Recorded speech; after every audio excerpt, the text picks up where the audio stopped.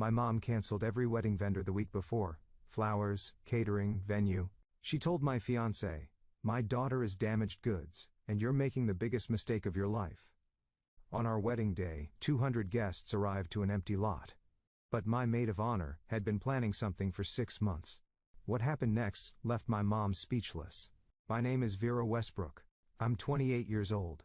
7 days before my wedding, I found out my own mother had canceled every single vendor, the flowers, the catering, the venue, and told my fiancé that I was damaged goods, and he was making the biggest mistake of his life. On our wedding day, 200 guests arrived to an empty lot, but my maid of honor had seen this coming 6 months ago. What she planned, and what my mother walked into, changed everything. Before we begin, if you enjoy this story, please take a moment to like and subscribe, but only if you truly feel it. And tell me in the comments, what time is it where you are right now? Now let me take you back to 8 months ago, the night Nathan got down on one knee in our kitchen, and the phone call from my mother that came 11 minutes later. Nathan proposes on a Tuesday evening. No fancy restaurant, no ring hidden in dessert. He just stands in our tiny kitchen in Ridge Hill, Georgia, holding a ring he saved 7 months for and says, "I don't have a speech. I just know I want every morning to start with you." I say yes before he finishes the sentence. We sit on the kitchen floor afterward, my back against the cabinets, his arm around my shoulder, and I keep turning my hand under the light, watching the small diamond catch it. For 11 minutes the world is exactly right. Then my phone rings. "Mom," I pick up, still smiling. "Mom, but Nathan just, where are you having it?" No congratulations, no gasp, no, "Oh, honey. The wedding," she says. "Where's the venue?" I need to know now. I glance at Nathan. He tilts his head, listening. "We haven't decided anything yet, Mom." He literally just, "Well, you need to start deciding. These things book out a year in advance. I'll handle the calls." I should explain something. My whole life, every decision I've ever made has passed through my mother first. Which college? Like which major? Which apartment? When my father died, I was 19. She pulled me close at the funeral and whispered, "It's just us now. You're all I have." And from that day, saying no to her felt like abandoning a widow. So when I tell her we want to plan it ourselves, she goes quiet. 4 seconds, I count them. "Fine," she says. "I understand. You don't need me anymore." My chest tightens. The old guilt, the one she installed like software when I was a child, boots up instantly. "No, Mom, of course I need you. I want you to help." I hear her exhale, satisfied. Nathan watches me from across the kitchen. He doesn't say anything, but his jaw shifts, just slightly, the way it does when he's holding something back. I didn't know it then, but that phone call was the first move in a game my mother had been waiting to play. 3 months after the engagement, my mother has taken over everything. It happens gradually, the way water rises in a basement. By the time you notice, now it's already at your ankles. First, she offers to make a few calls to vendors because I'm busy teaching 3rd grade. Then she starts showing up to tastings without telling me. Then she changes my contact info on the florist's account to her own number. I wanted wildflowers, sunflowers, lavender, baby's breath, loose and messy and alive. My mother orders white roses. "For elegance," she says. "You'll thank me." I wanted barbecue. Pulled pork, cornbread. Can't serve barbecue at a wedding. Vera can't serve barbecue at a wedding, Vera. People will talk. I wanted the seating chart to put Nathan's family up front. She rearranges it so her friends fill the first 4 rows. When I push back, gently, the only way I know how, she cries. Right there in our living room, dabbing her eyes with a tissue she already had in her hand. "I'm just trying to make this beautiful for you. Your father would have wanted it this way." And I fold. Every time. Nathan starts spending longer hours in his workshop. He doesn't complain. But I catch him standing at his workbench sometimes, not building anything, just staring at the wall. One evening Rachel, my maid of honor, my best friend since 8th grade, comes over for the first rehearsal dinner planning. She watches my mother rearrange the centerpiece samples I'd chosen, but replacing everyone. Rachel doesn't say anything to Diane, but later at the door, she grabs my arm. "I need you to trust me on something. Don't ask questions yet." I laugh nervously. "What do you mean?" She just squeezes my hand and leaves. I didn't understand. Not then. 2 months before the wedding, my mother invites Nathan to lunch. Just the 2 of them. She says it's to talk family things. I think it's a good sign. But Nathan comes home that afternoon and sits down across from me at the kitchen table. He folds his hands. He's careful with his words. He always is. But I can see the tension in his shoulders. Your mother told me you had a breakdown in college. My stomach drops. She used the phrase, damaged goods. I stare at him. The room tilts. She said, my daughter needs someone who can handle her. Can you? Really? I open my mouth, but nothing comes out. Because yes, after my father died. But I went through a dark stretch my sophomore year. I saw a counselor. I worked through it. It wasn't a secret, but it wasn't ammunition either. My mother turned it into ammunition. What did you say? I whisper.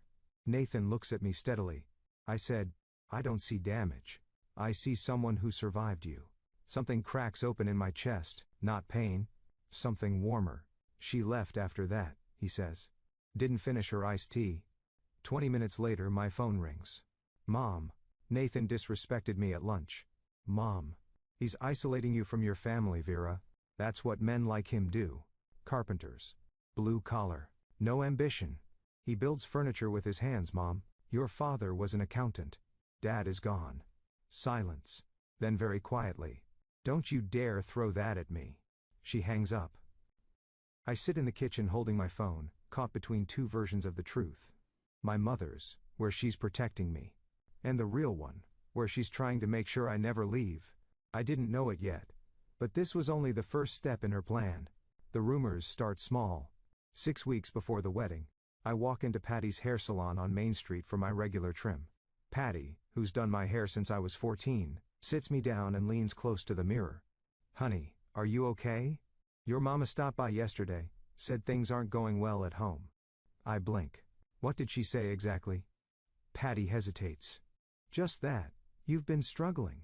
That Nathan might not be the right fit. I smile.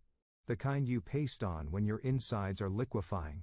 And say, everything's fine, Patty. Really. But it's not fine. Because the next day, I walk into Dale's Market for groceries, and Mrs. Brewer at the register gives me a look I've never gotten before. Pity. Pure, unfiltered pity. Vera, sweetheart, if you ever need to talk, I don't ask what she heard. I already know. Ridge Hill has a population of 4,000. In a town this size, a rumor doesn't travel. It teleports. Within 48 hours, my mother has seated every coffee counter and church parking lot with the same story. Vera is fragile. Nathan is a mistake. The wedding shouldn't happen. I start feeling it everywhere. The sideways glances at the post office. The overly gentle tone from parents at school pickup. People treating me like I'm made of wet paper. That Thursday evening, there's my phone buzzes. A text from Rachel. Don't react to anything your mom does this week. I mean it. Trust me. I stare at the screen. What does Rachel know that I don't? I type back. You're scaring me. 3 dots appear, then disappear, then appear again. Good. Scared means you're paying attention. She doesn't explain further. And for reasons I can't articulate, I don't push. Something is moving under the surface. I just can't see it yet. 5 weeks out. My mother calls Gloria Cole. But I don't find out about it from Gloria. I find out from Nathan, who finds out from his mother, who calls him at 9 o'clock on a Saturday morning, her voice tight and careful. Nathan. Is there something about Vera I should know? Nathan puts the phone on speaker so I can hear. Gloria continues. Diane called me last night. She said Vera has a history of, she used the word episodes. She said Vera needed psychiatric treatment in college, and that she worries about her stability. My hands go cold. She told me you should know what you're getting into, and that, Nathan, I'm just repeating what she said. She called Vera emotionally volatile. I watch Nathan's face. His expression doesn't change, but a muscle near his temple tightens. Mom, he says. Vera saw a counselor after her dad died. That's it. Diane is twisting it. Gloria pauses. I believe you, honey. But she was very convincing. She cried. Of course she cried. After Nathan hangs up, he turns to me. For the first time I see something in his eyes that isn't patience. It's clarity. Your mother is not trying to protect you, Vera. She's trying to own you. I know he's right. I've known for years maybe. But hearing it out loud, in our kitchen, on a Saturday morning, with sunlight on the floor, it sounds different. And it sounds true. Don't fight with your mom over this, I tell him. That's exactly what she wants. He nods. But his jaw is set. That night, lying in bed, I realize something. My mother isn't just trying to stop a wedding. She's trying to dismantle every relationship I have, one phone call at a time. And she's running out of people to call. Here's what nobody tells you about weddings. The money disappears before the first dance starts. Nathan and I have saved for 3 years. And $18,000, pulled from teacher paychecks and early carpentry commissions, skipped vacations, a used car instead of a new one. Every dollar earmarked. Florist, $2,200. Caterer, $4,800. Venue deposit, $3,500. DJ, photographer, rentals, cake. The rest fills in fast.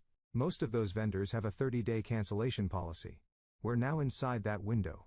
If the wedding doesn't happen, we lose almost everything. And I sit at the kitchen table one evening with our budget spreadsheet open on my laptop.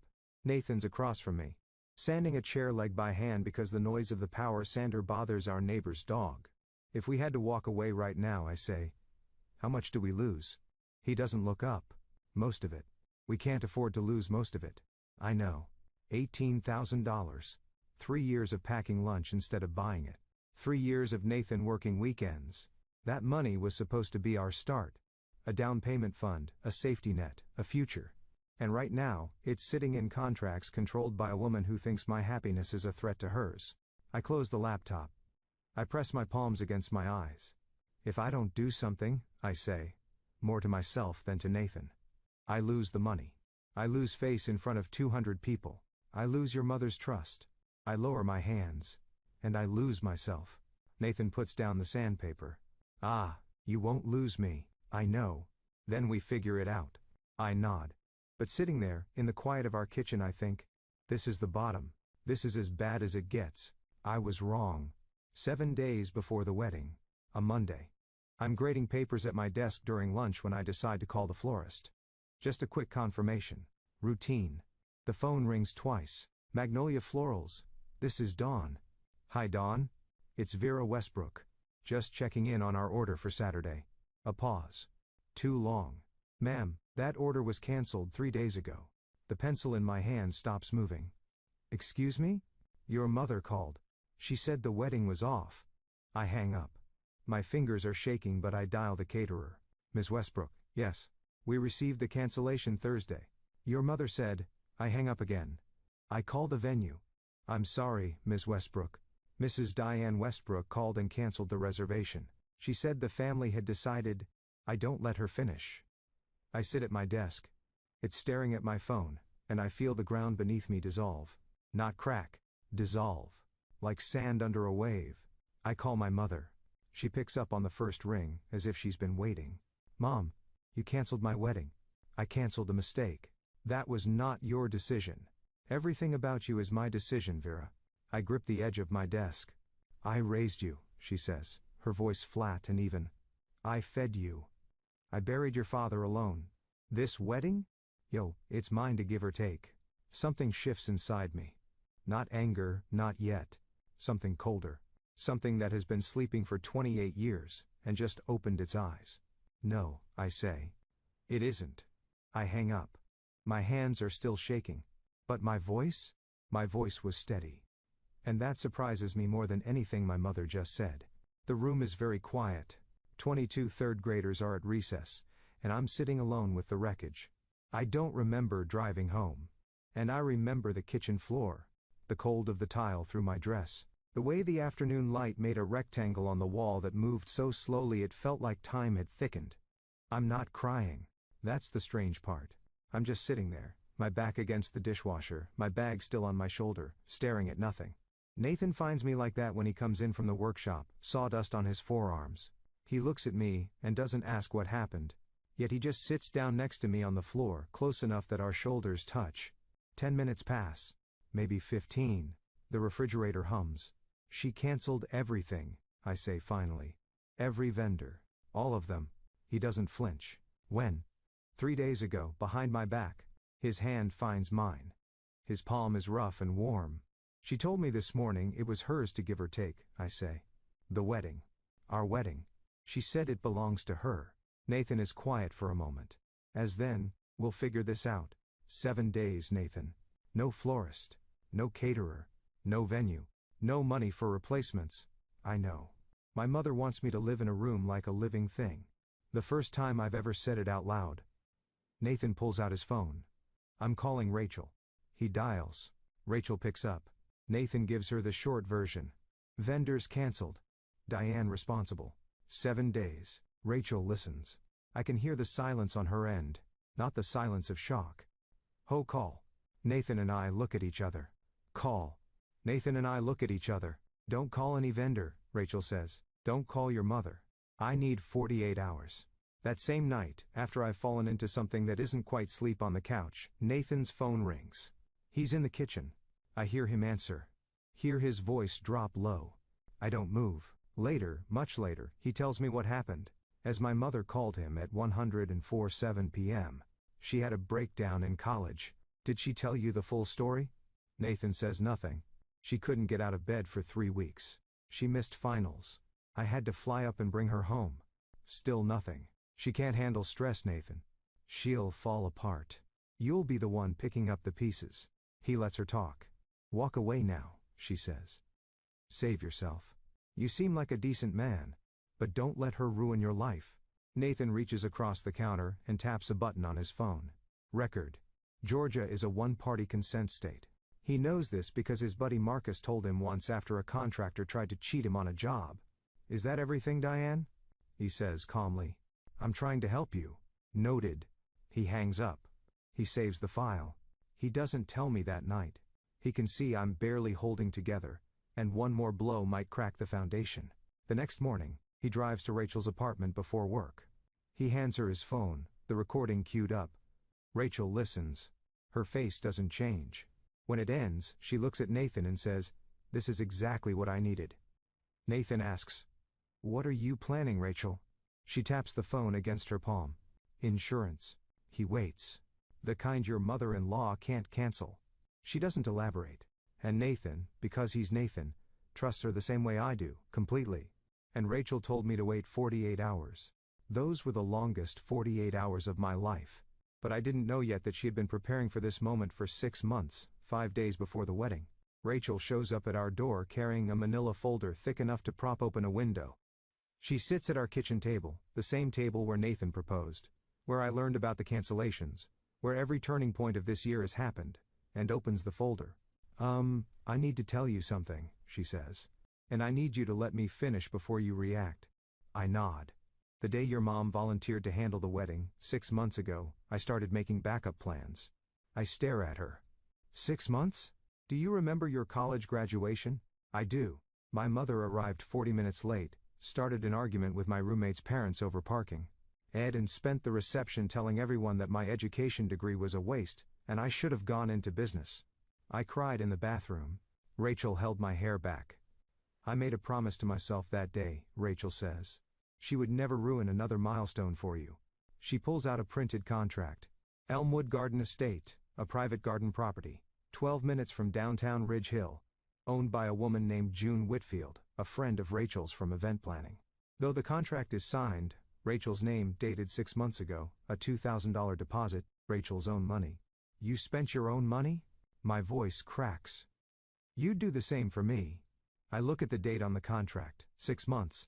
She started this the same week my mother took over the vendor calls. Rachel saw it coming before I did. Before anyone did. Nathan leans against the counter, arms crossed. He's staring at Rachel like she just walked through a wall. I didn't do this because I hate your mother, Rachel says. I did this because I love you. I don't have words. I just have tears. And for the first time in months, they're not the sad kind. Rachel flips through the folder like a general briefing a war room. Florist, Sandy's Blooms. Out of Cartersville. Wildflowers, sunflowers, lavender. She looks at me. Exactly what you originally wanted. I press my hand over my mouth. Caterer, Big Jim's Smokehouse. Pulled pork, cornbread, brisket, sweet tea and mason jars. Nathan lets out a short laugh. The first one I've heard from him in weeks. DJ is my friend Marcus, photographer, my coworker Lena. She shoots weddings on the side. Total backup cost, $6,500. I've covered it. You pay me back whenever. I shake my head. Rachel, that's not negotiable. She moves on. Guest list. I pulled the original list you shared with me when you first got engaged, before your mother took over communications. At 200 names, phone numbers, emails, I have a separate contact database for every single one. She explains the plan. The morning of the wedding, she'll send a mass text and make personal calls to the 15 most important guests. Nathan's family, my Uncle Tom, closest friends. The message. Venue has been upgraded. New address. Arrive by 3 p.m. She'll frame it as a surprise. And my mother, I ask. Rachel meets my eyes. She gets the original address. Only the original address. The room goes quiet. I also called someone else, Rachel says, her voice careful now. Maggie Coulter, WRDG-TV. The news? Local interest piece. Best friend saves wedding. A community love story. Maggie doesn't know the details about your mom. She just knows it's a feel-good segment. I hesitate. A camera crew feels like a step I can't take back. Rachel reads my face. You don't have to decide now. But Vera, your mother put this on Facebook. She made it public first. This is just the truth catching up. Part of me feels guilty. The other part, the part my mother had been silencing for 28 years, feels something I haven't felt in a long time. Relief. I don't sleep that night. I lie in bed, Nathan breathing slow and steady beside me, and I run the film of my life backward. Every birthday my mother made about herself, the year she announced her hip surgery at my sweet 16. For every achievement, she diminished. Teaching is nice, but it's not a career. Every boyfriend she drove away before Nathan, calling each one not good enough, until I believed I was the problem. And my father. The last thing he ever said to me, 3 days before the heart attack, standing at the kitchen sink in the house I grew up in. Don't let anyone shrink you, Vera, not even me. I didn't understand then. I think I do now. At 6 a.m. I call Rachel. Let's do it. You're sure? I'm sure. Good. I'll activate everything today. I hang up and make one more call. Uncle Tom, my father's younger brother, retired Army, manages a warehouse in the next town over.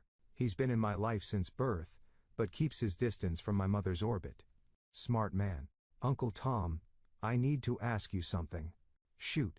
Will you walk me down the aisle? The line goes quiet. I hear him clear his throat. When he speaks, his voice is rough.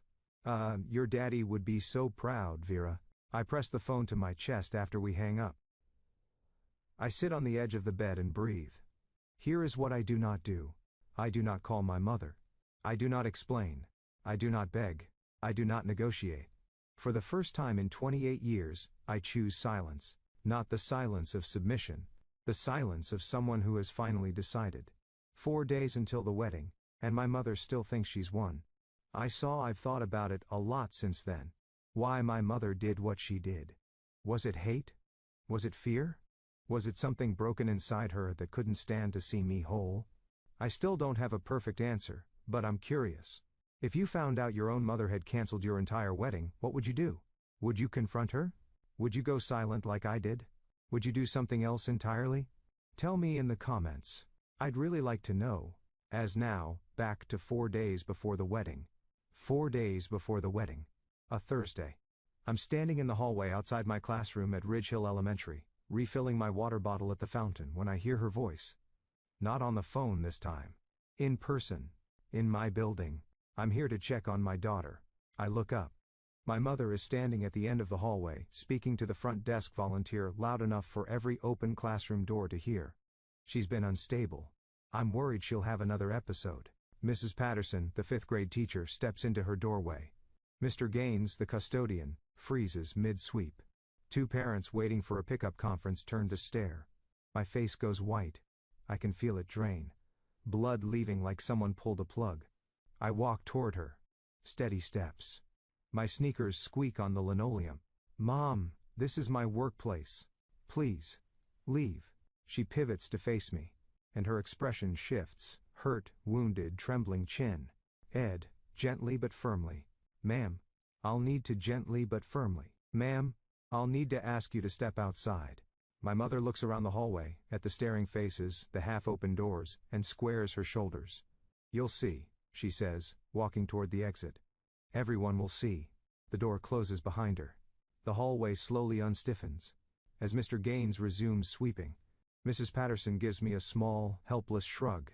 Then a hand touches my elbow. Mrs. Daniels, 62, taught at this school for 30 years, reading glasses on a beaded chain. She leans close. Honey, my mother was the same. Don't let her win. 5 words from a near stranger. And they hold me up for the rest of the day. 2 days before the wedding, a rehearsal dinner at Gloria Cole's house. A cozy ranch-style home with a wraparound porch and string lights Nathan hung last summer. About 30 people, Nathan's family, a few close friends. Rachel, Uncle Tom, fried chicken, potato salad. Gloria's famous sweet potato pie. The mood is warm, nervous, hopeful. My mother was not invited. She comes anyway. I hear her car door at 7:15 p.m. She walks up the porch steps carrying a bottle of wine and a smile that doesn't reach her eyes. Gay Gloria opens the door, startled. Diane, we weren't expecting. I'm the mother of the bride. She steps inside. The living room goes quiet. Nathan's cousin Danny sets down his fork. Uncle Tom straightens in his chair by the window. My mother pours herself a glass of wine, her own bottle, and raises it. I'd like to make a toast. Nobody stops her. That's how she operates. She counts on politeness. I just hope Nathan knows what he's signing up for. A murmur. This marriage lasts longer than her. This marriage lasts longer than her attention span. The room is a held breath. Gloria stands, her voice is iron wrapped in velvet. Diane, that's enough. My mother takes a sip, sets the glass down, looks around the room at 30 faces staring back at her. I said what I said. She walks out. The screen door slaps shut behind her. I'm silence. Then Nathan's hand finds mine under the table. He squeezes. I squeeze back. Gloria crosses the room and bends down next to my chair. Her eyes are wet. She whispers, I'm sorry I ever doubted you. And then, quieter. You are welcome in this family, Vera. Always. One day before the wedding. Friday evening. I'm folding napkins at Rachel's apartment. She insisted I stay the night so Diane can't reach me. When my phone buzzes, a screenshot from my coworker Jenny. As it's a Facebook post. My mother's account. Please pray for my daughter. She's rushing into a marriage against medical advice. I've done everything I can. A mother's heart is broken. Against medical advice. I read it 3 times. Each time the words rearrange themselves into something uglier. There is no medical advice. There is no doctor who said don't get married. My mother invented a medical crisis and posted it to 800 people in a town where everyone knows everyone's middle name. My hands are shaking. Rachel looks over, reads the screenshot, and her expression doesn't change. She's past shock. She's in operational mode. I saw it 20 minutes ago, she says. 800 people, Rachel. I know. She's telling the whole town I'm mentally ill. Rachel takes the phone from my hand. Not roughly, like a nurse removing something that's hurting a patient. Don't respond. Tomorrow the truth will speak for itself. Nathan calls from our house. He saw it too. I'll drive over. Stay, I say. I'm okay. I'm with Rachel. You sure? I'm sure. He pauses. No more screens tonight, Vera. I agree. Rachel takes my phone and puts it in a kitchen drawer. She makes chamomile tea. We sit on her couch not talking much, just breathing in the same room. I lie in Rachel's guest bed that night, eyes open, staring at the ceiling fan turning slow circles. Tomorrow will be different. I'm not scared anymore. Something has shifted quietly, like a key turning in a lock. For the first time I can see clearly, more clearly than I've ever seen in my life. Saturday morning, wedding day, 6 a.m. I wake up in Rachel's guest room to the sound of her already on the phone. Yes, ma'am. Venue upgrade. Surprise for the bride and groom. A new address is Elmwood Garden Estate, 412 Whitfield Lane. Arrive by 3 p.m. Don't go to the original address. She's pacing her living room in sweatpants and a headset, a printed spreadsheet in her hand with 200 names. Each one highlighted in yellow, green, or red. Yellow. Mass text sent. Green. Confirmed. Red. Needs a personal call. By 8 a.m., she's made 15 calls. Gloria Cole. Confirmed. Uncle Tom. Confirmed. Nathan's cousin Danny. His aunt, Margaret. The Hendersons from next door. My coworker, Jenny. Mrs. Daniels. Confirmed. Confirmed. Confirmed. By 10 a.m., 197 out of 200 guests have confirmed the new location. 3 can't attend. One has a sick child. Two are traveling. None are related to my mother's sabotage. One person is not on the contact list at all. Diane Westbrook receives no text, no call, no new address. As far as she knows, the wedding is at the original venue. The one she canceled. Ah, the empty lot. At noon, I put on my dress in Rachel's bedroom. It's simple. Ivory, tea-length, lace sleeves. I bought it at a consignment shop in Atlanta. $60. My mother called it second-hand embarrassment. I call it mine. Uncle Tom arrives at 1:30 p.m. He's wearing a gray suit, polished shoes, eyes already red. He sees me, and stops in the doorway. Lord Vera, you look like your daddy on his wedding day. Stubborn and beautiful. Rachel checks her watch, checks her list. Ah. Looks at me. Ready? I smooth my dress. I take a breath. I've been ready for 28 years. For the first time, my wedding feels like mine. Elmwood Garden Estate sits at the end of a gravel lane lined with pecan trees. There's a white wooden gate, open wide. Beyond it, a rolling lawn edged with wildflower beds. Sunflowers, lavender, baby's breath. The flowers I chose. The flowers my mother erased. Rachel brought them back. Fairy lights are strung between two ancient live oaks. They're swaying just enough to make the light shimmer. Wooden chairs line a center aisle. Chairs Nathan built himself over the last year, one every weekend. Stacked in his workshop, where I thought he was just staying busy. He was building our wedding without me knowing. The barbecue pit is already going. Big Jim himself in his denim apron tends the smoker. Pulled pork, cornbread, sweet tea in mason jars, just like I dreamed. Guests start arriving at 2:30. They step through the gate and stop. At almost every one of them stops. Some press their hands to their chests. Some laugh in disbelief. Mrs. Henderson whispers to her husband, "This is better than the original." Gloria Cole walks in, sees the wildflowers, sees the hand-built chairs, sees the fairy lights catching the Georgia afternoon sun. She finds me near the garden trellis and wraps her arms around me. Tight. Real. This is what your wedding was always supposed to look like. Maggie Coulter from WRDG-TV arrives quietly with her cameraman. They set up off to the side. Unobtrusive. Professional. Rachel briefs them. A heartwarming story about friendship and community. That's all they need to know for now. Old Mrs. Freeman. My neighbor since childhood. 81 years old. Sunday hat and all. Finds me and takes both my hands. Your daddy is watching, sweetheart. I know it. I believe her. 200 chairs, 197 guests. And the only person missing is the one who tried to make sure none of this would exist. 3 o'clock. The afternoon light turns gold. Uncle Tom takes my arm at the end of the aisle. His grip is firm, military firm, but his hand is trembling. Slow steps, he murmurs. Make it count. The music starts. Not a grand orchestral piece. Just a guitar. Rachel's friend Caleb sitting on a stool under the live oak. And playing a finger-picked version of the song Nathan and I danced to on our first date in his workshop. Sawdust still on the floor. I step forward. 200 faces turn. Some are smiling. Some are already crying. Gloria Cole holds a tissue to her nose. Mrs. Daniels nods at me from the third row. Small. Steady. Certain. Nathan stands at the end of the aisle. His hands are clasped in front of him. His eyes are red and he's not hiding it. He's never hidden anything from me. As Uncle Tom delivers me to Nathan, shakes his hand and says, "Take care of her or answer to me." Nathan nods. "Yes, sir." The officiant, Nathan's college friend David, ordained online last month specifically for this, keeps it simple. Short readings. No sermon. Then the vows. Nathan goes first. His voice breaks once on the word home. My turn. I don't read from a card. I look at him and say what I've been holding for months. I choose you. Not because I need to be saved. But because I finally know I deserve to be loved without conditions. The garden goes quiet. Even the birds, it seems.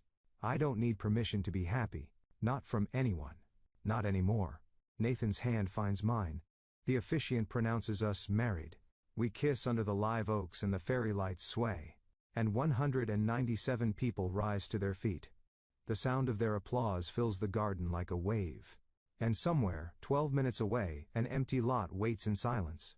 And 3:01, 5 p.m., 12 minutes away. I learn the details later, pieced together from Uncle Tom, from the security guard, from Maggie Coulter's footage.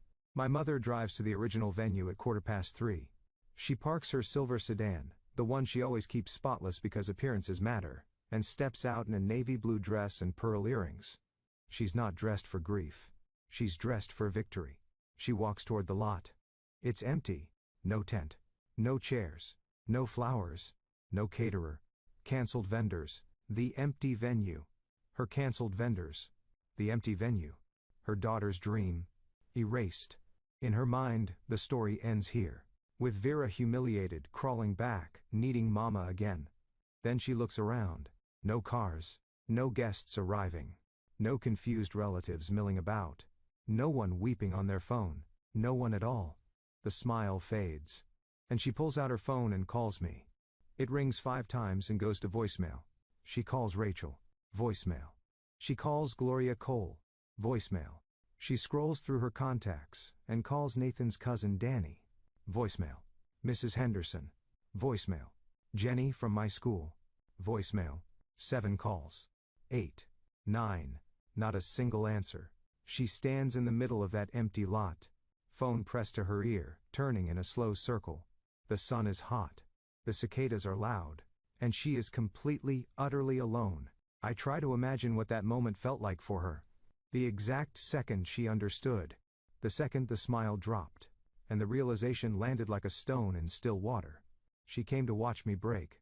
Instead, she stood in an empty field, calling number after number.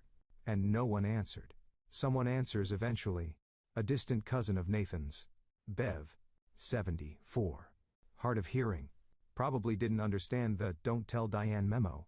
She picks up on the 6th ring. Oh, Diane. Didn't you get the message? Weddings at Elmwood Garden now. Pretty place out on Whitfield Lane. My mother hangs up without saying goodbye. 25 minutes later, she must have broken every speed limit in Ridge Hill. Her silver sedan crunches up the gravel lane at Elmwood Garden Estate. She sees the white gate. The fairy lights through the trees.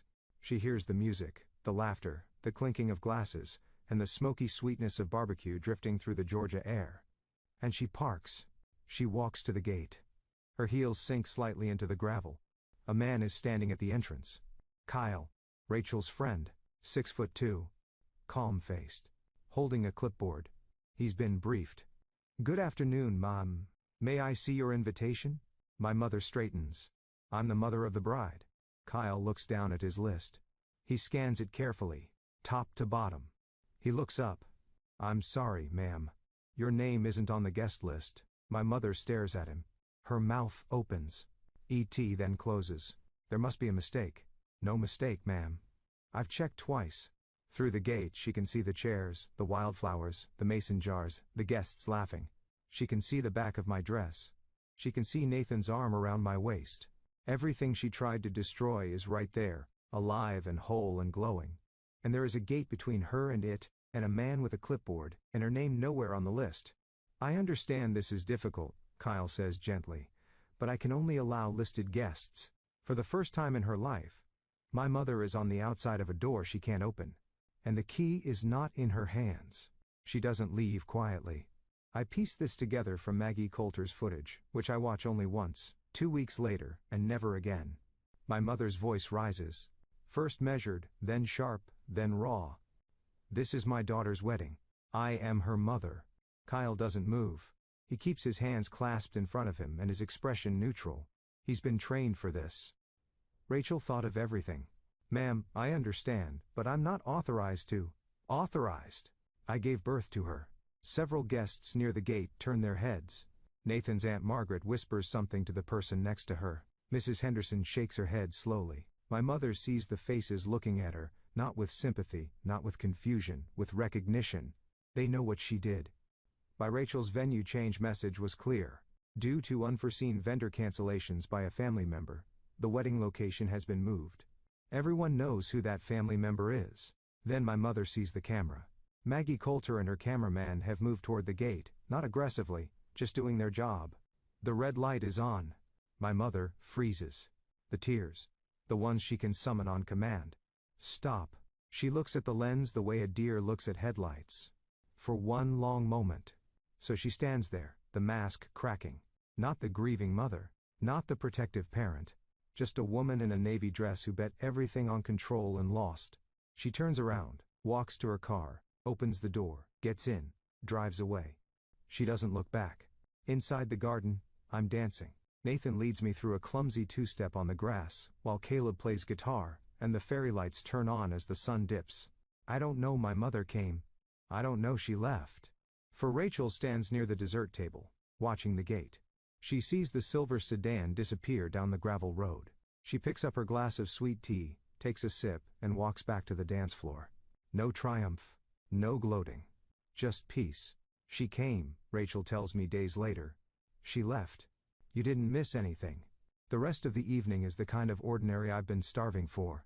Paper plates loaded with pulled pork, sweet tea refilled 3 times, Nathan's 7-year-old nephew, Thumb Brady, chasing fireflies across the lawn while his grandmother yells at him to watch the flower beds. We cut the cake, 2 tiers, buttercream frosting, a small cluster of wildflowers on top. I made the topper myself, 2 tiny wooden figures Nathan carved last month. He thought I didn't notice the wood shavings on his workbench. I noticed. Gloria stands up to speak. She's not a woman who enjoys public attention, so when she clears her throat and the garden goes quiet, it means something. I'm not a speech person, she says. But I want to say this. Welcome to the family, Vera. For real this time. A few people laugh. A few people cry. I do both. Uncle Tom goes next. He holds his glass steady, but his voice wavers. My brother always said Vera would find her way. He pauses, swallows. He was right. The applause is gentle. Not a roar, just a warm even sound like rain on a porch roof. So I sit at the long wooden table, one Nathan built for a client last year but decided to keep. And I look around. 200 people eating barbecue in a garden full of wildflowers under fairy lights in a small Georgia town. Nobody is performing. Nobody is managing appearances. Nobody is watching to see if I'll crack. For the first time in my life, a celebration isn't being held hostage. Rachel catches my eye from across the table. She raises her mason jar. I raise mine. But we don't say anything. We don't need to. That was the first celebration of my life that wasn't stolen from me. Later that night, after the last guest is gone, and the fairy lights are still blinking softly in the empty garden, Nathan and I sit on the porch steps at our house. My shoes are off. His tie is loose. The night air smells like jasmine and leftover smoke. There's something I need to show you, he says. He pulls out his phone and opens an audio file. Dated 6 days ago, 10:47 p.m. I didn't play this for you before because you were already breaking. He presses play. My mother's voice fills the dark porch. She had a breakdown in college. Did she tell you the full story? I listen. She can't handle stress. She'll fall apart. I keep listening. Walk away now. Save yourself. The recording ends. The cicadas take over. I sit with it. My mother's voice. The one that sang me to sleep. The one that read me stories. The one that told me I was too fragile. Too broken. Too damaged for anyone to love. Hanging in the warm night air. I'm not damaged, I say. I never was. Nathan doesn't argue. He just waits. I want to send this to Maggie Coulter. He looks at me. Are you sure? My mother put it on Facebook first. She told 800 people I was mentally ill. She told the whole town my marriage was a mistake. I fold my hands. I'm not putting her on blast. Oh, I'm just letting people hear her real voice. Okay. And the vendor cancellations, the emails, the voicemails where she pretended to be me. Rachel has all of those. Nathan nods. This isn't revenge, I say. As much to myself as to him, this is just the truth. Without her editing it, he puts his arm around me. The porch light flickers. Somewhere down the road a dog barks twice and stops. I'm not doing this to hurt her. I am doing this so she can never rewrite the story. The next morning, Sunday, I sit at the kitchen table with a blank sheet of paper and a pen. Not an email. Not a text. A letter. Handwritten. Because some things should cost effort, I write 3 drafts before I get it right. The first is too angry. The second is too kind. The third is honest. Mom, I love you. I need you to know that first. Because the rest of this letter will be hard to read. You canceled my wedding. You told my fiancé I was damaged goods. You told the town I was mentally ill. You told his mother I was unstable. You came to my workplace and implied I was having a breakdown in front of my colleagues. You posted on Facebook that I was marrying against medical advice. That was a lie. I don't hate you for any of this. But I can't pretend it didn't happen. I think you're afraid. I think you've been afraid since Dad died. Afraid of being alone. Afraid of losing control. And afraid that if I build my own life, there won't be room for you in it. There is room. There will always be room. But not like this. I need distance. I don't know for how long. When you're ready to talk, really talk. Without guilt. Without tears used as weapons. Without trying to control the conversation. I'll be here. But the door opens from my side now. Not yours. I love you, Mom. But love without boundaries isn't love. It's captivity. Vera. I fold the letter. I put it in an envelope. And I write Diane Westbrook on the front. I drive to Uncle Tom's house and hand it to him. He reads it standing in his doorway. When he finishes, he folds it carefully and looks at me. Your father would have written the same thing. He delivers it that afternoon. I don't ask how she reacted. I'm not ready to know. 1 week after the wedding, Maggie Coulter's segment airs on WRDG-TV. The piece runs 4.5 minutes during the 6 o'clock news. Mutt the angle. Maid of honor saves best friend's wedding after family sabotage. A Ridge Hill love story. Maggie keeps it tasteful. She doesn't name my mother directly. She says a family member canceled all wedding vendors 1 week before the ceremony. She shows footage of the garden, the wildflowers, the fairy lights, Nathan and me dancing. She interviews Rachel, who says simply, when someone you love is in trouble, you don't wait for permission to help. She doesn't need to name Diane, but in a town of 4,000, subtraction is identification. If the mother of the bride isn't in the wedding footage and a family member did the sabotage, everyone does the math. Within 3 days, I hear the ripples. Diane's post, the one about medical advice, gets screenshots shared across half the town before she can delete it. By the time she does, it's too late. People are placing it side by side with Maggie's report. At the Ridge Hill Women's Auxiliary, where Diane has held a board seat for 6 years, sends her a polite email. We think it's best if you take a leave of absence while things settle down. At Patty's hair salon, Patty herself tells Diane during her appointment, Diane, I heard what happened. I think you should talk to someone, a professional. Neighbors stop waving from their driveways. Invitations to Sunday potlucks stop arriving. The phone calls taper off. This my mother's currency in Ridge Hill was always reputation. The devoted widow, the sacrificing mother, the woman who held it all together. That currency is now worthless. A woman on the town's Facebook group writes what everyone is thinking. I always thought Diane was a devoted mother. Turns out devoted and controlling look the same from the outside. I hear about the next part from Uncle Tom, who checks on my mother because, despite everything, she's still his late brother's wife. And Tom is the kind of man who doesn't abandon people even when they've earned it. Diane calls him on a Wednesday night, 2 weeks after the wedding. She's crying. They turned my daughter against me. Tom doesn't sugarcoat it. Nobody turned her, Diane. You pushed her. She's my child. I have a right. You have a right to love her. You don't have a right to own her. She hangs up on him, calls back 20 minutes later, calmer, trying a different angle. Diane Rachel manipulated the whole thing. She poisoned Vera against me. Rachel saved a wedding you tried to destroy. Silence. Tom tells me she calls a few of her old friends from the Women's Auxiliary. She tells them she's been pushed out by her daughter, and her daughter's controlling best friend. The narrative is familiar. Diane, the victim. Diane, the misunderstood martyr. But this time, nobody buys it. Everyone saw the Facebook post. Everyone watched Maggie's report. Us need help. Real help, not sympathy. Tom need help. Real help, not sympathy. Tom drives by Diane's house one evening, and sees the lights on in the kitchen.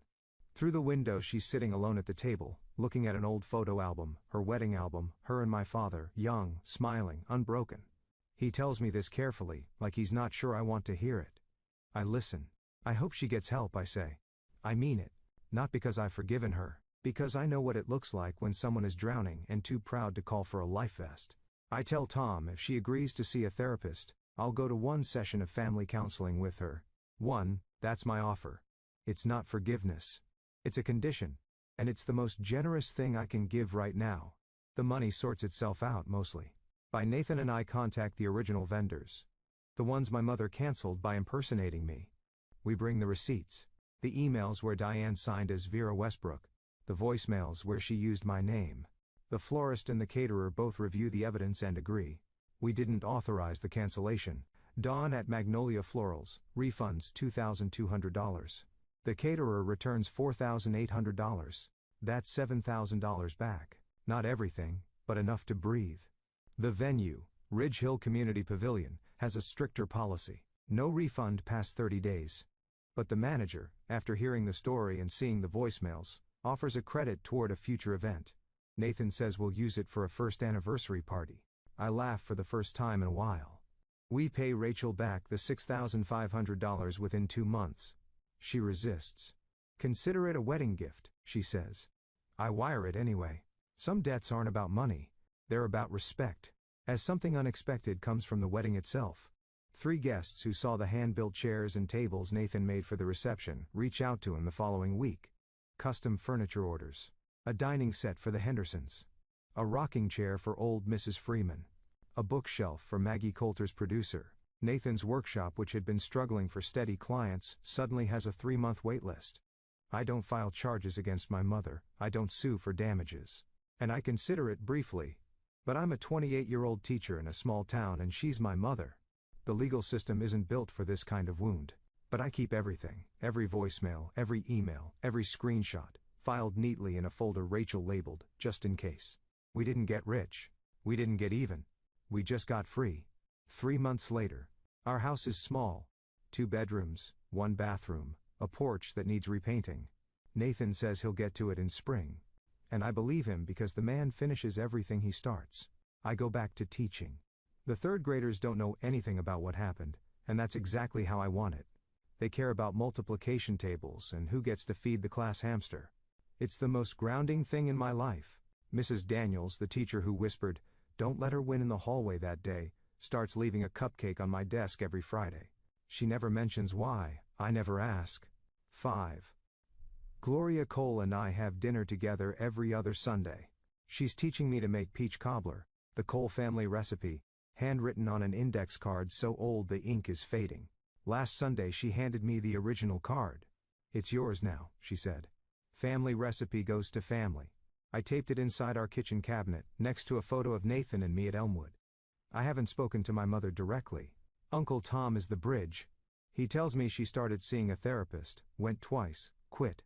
I went back, quit again, then went back a 3rd time. She's trying, Tom says on the phone one evening. Slowly.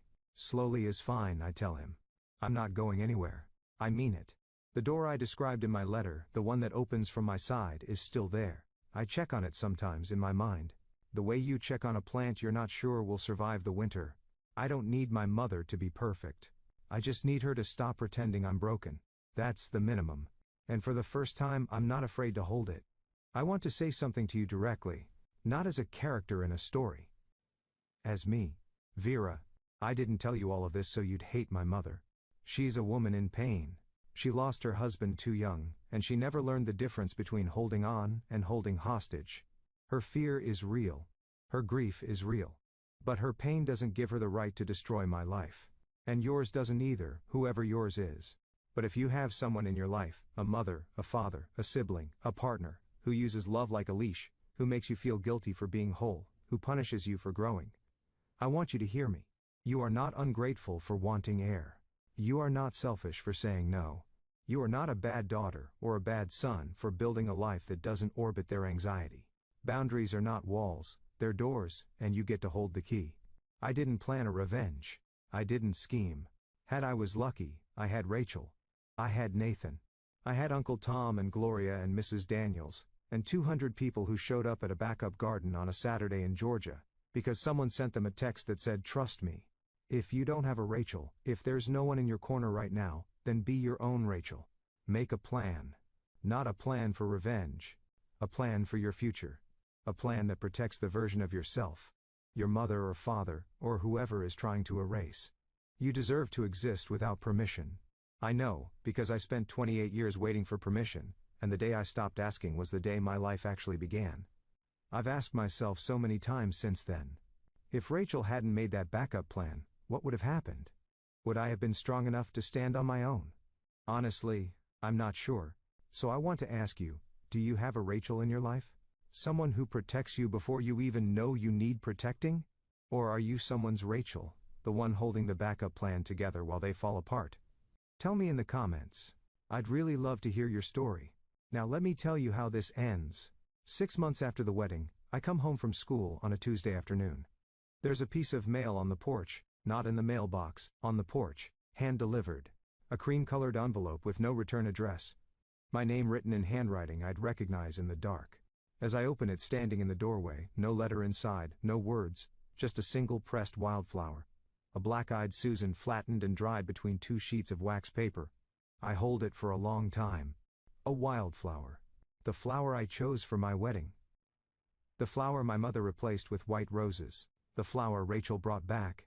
I don't know if it's an apology. I don't know if it's a goodbye. I don't know if she pressed it from her own garden, or bought it somewhere, or picked it from the roadside ditch out on Route 12 where black-eyed Susans grow wild every summer. I don't call her. I'm not ready. Maybe she's not ready either. I carry the flower inside and place it on the bookshelf, leaning against our wedding photo. Nathan and me under the live oaks, fairy lights in the background, wildflowers everywhere. My mother didn't say anything. And maybe that's the kindest thing she's done in years. Nathan comes in from the workshop, sawdust on his forearms. He sees me standing at the bookshelf. You okay? Yeah. I turn around. I'm good. Through the kitchen window, the late afternoon sun pours across the backyard. I can hear the rhythm of Nathan's table saw starting up again. The neighbor's dog barking. A mockingbird somewhere in the pecan tree. My name is Vera Westbrook Cole. I'm 29 now. And for the first time, my life is mine. Thank you for staying with me until the very end. If this story touched something in you, please hit like and subscribe. Not because I asked, but because you want to hear more stories like this one. Down in the description, I've linked another story I think you'll connect with, about a woman whose in-laws shut her out for 5 years, until one Thanksgiving dinner changed everything. It's a good one. And wherever you are right now, whatever your version of Ridge Hill looks like, I hope you find your Elmwood garden. See you in the next one.